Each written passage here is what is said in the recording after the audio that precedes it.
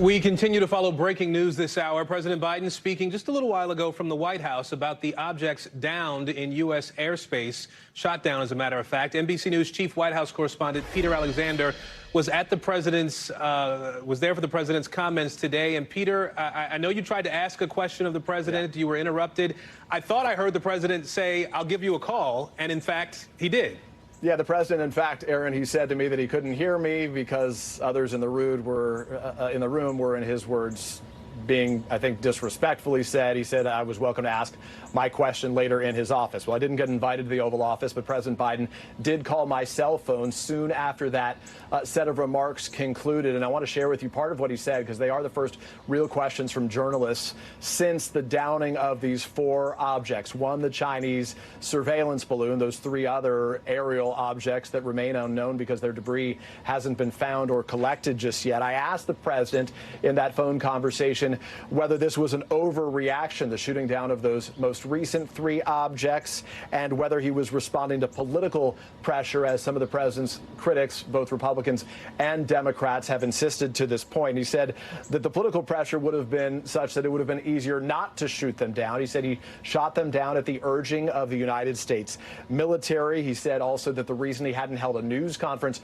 earlier is because he wanted more information, to try to get all the information possible, specifically that, as remains the current assessment, according to the president, that these most recent 3 objects were benign or harmless, in his words, that they were likely operated by private companies or research institutes, information he said he received from the intelligence community. But in his words, that is why I did it. Separately, I followed up by asking the question specifically about the United States relationship to China right now, one that is already heavily strained. This is just the latest example of that, how it would impact the relationship, and when he would be speaking to China's President Xi. I also asked him what the consequence should be for the Chinese government. He said, notably, that there are going to be hundreds of these things, in his words, including balloons. But he said there are going to be consequences, but they are going to happen individually, that it does not necessarily reflect, in his words, a fundamental change in policy that they will engage in. He said, so the consequence for it is to shoot it down and learn as much as we can, which I think we have learned. And beyond that, to the relationship with the Chinese president, who the president earlier noted he would be speaking to in the near future. He wouldn't tell me when that conversation would take place, but he said the last thing that President Xi wants is to fundamentally rip the relationship with the United States that was made in terms of access, and so I think it enhances it to make it better. We need direct communication. Those are the words of President Biden in our exclusive phone interview that took place within the last 30 minutes or so before we wrapped up that call, because the president, of course, received his physical earlier today. I asked about his health and how the physical went. In the simplest of terms, he said it went well. We'll get more details, Aaron, about the specifics of that physical a short time from now. But to conclude and to punctuate what we heard from him today, the president is making no apologies for the decision to shoot down any of the 4 aerial objects, even as his national security team and a government-wide effort is now underway to sort of come up with, in his words, sharper rules to determine exactly how they will handle situations like this going forward. Aaron? Peter, Ellison here. I'm curious if you were able to have any sort of conversation with the president about reporting from our Pentagon team that the U.S. Secretary of Defense tried to reach out and make a phone call to their Chinese counterpart, but that line wasn't working at all. Did he say anything about that in particular?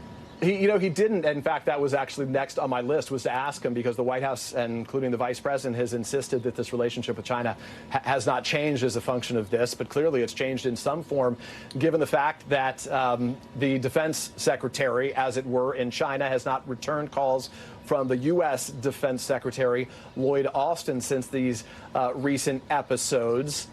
It's notable, though, that he did say that he believes that President Xi is committed to trying to make this a good relationship. He said that the U.S. was committed to make it one about competition and not conflict.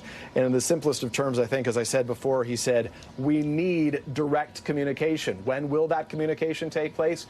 We don't know, but as evidenced by his comments to me, he is hoping to speak to President Xi in the near future.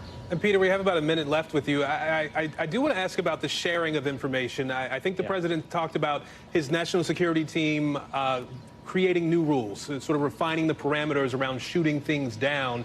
He suggested that would be shared with Congress, but that whatever the new rules are would still be classified. We may never know, right?